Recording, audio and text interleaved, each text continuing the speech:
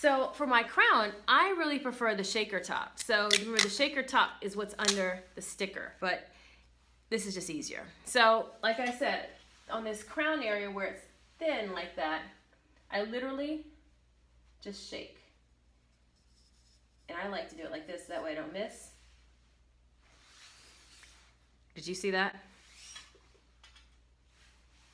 Literally, I just rub it. Done.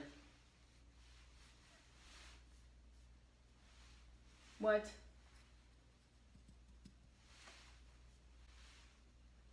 All right, let's do this area here. I'm right-handed, it's easier for me. There we go. What? Truly, it is super easy, as you saw.